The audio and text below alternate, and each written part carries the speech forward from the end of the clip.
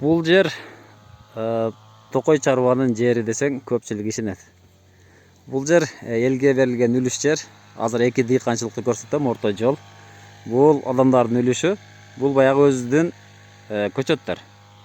Бул болсо интенсивдүү багбанчылык. Астына чөптү оруп, төрткө 1,5 аралыкта тиккен 4 жалбырак жаштагы көчөттөр. Агай жакшы алып турабы? Бул бак Түркиядан келген көчөттөр, Айдар Искендерге таандык бак. Мынакей. Бул биздин бакка болгон мамиле. Астын оруп, астын актап, мынакей соолун кылып койгон да.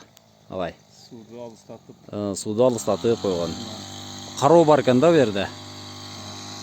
Бу жерде болсо агай мынакей суу калаган жеринен кирет. Калаган жеринен өсүндө астынан өсүп чыккан. Токой чарба да бу жерчи. Токой чарбанын жери. Бу жер сууда ичелеге окшойт. Негизи дыйканчылык кыла турган болсок айтайын дегеним, жердин өмүрүн өткөрбөстөн багбанчылыкты мына ушундай таризде жүргүзүшүбүз керек. Бул жерде полукарлик MM106да тигилген сорттор Скарлет Спур менен неме болсо керек, жеремин болсо керек эле, же жеремин болсо керек эле. Азыр так эсимде жок.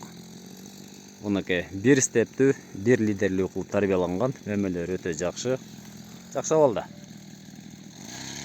Туугандар, айтайын дегеним, аз гана жерден интенсивдүү багбанчылык